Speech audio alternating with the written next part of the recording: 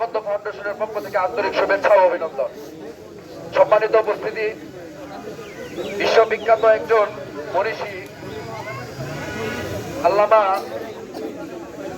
আব্দুল কাদের জিলানী উনি বলছিলেন যে যারা ব্যায়াম করে না অথবা যারা এক্সারসাইজ করে না তাদের মেধা ভূতা হয়ে যায়।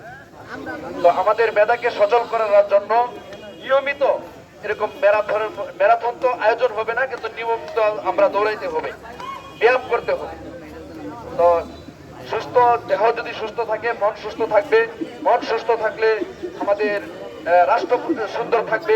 প্রত্যেকটা নাগরিক যদি সুন্দর হয় তাহলে আমাদের দেশ সুন্দর হয়ে যাবে।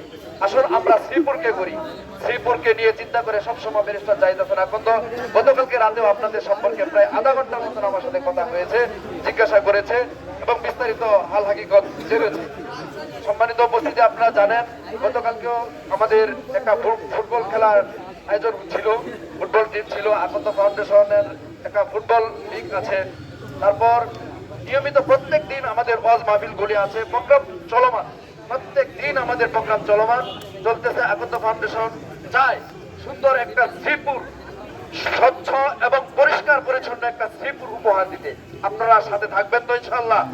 আল্লাহ তাআলা সকলকে আমাদেরকে সুস্থতার সাথে এই রাষ্ট্র অবকাঠামো নীল নকশাকে বানচাল করে এই রাষ্ট্রকে সুন্দর একটা রাষ্ট্র উপহার দেওয়ার জন্য তৌফিক দান করুন।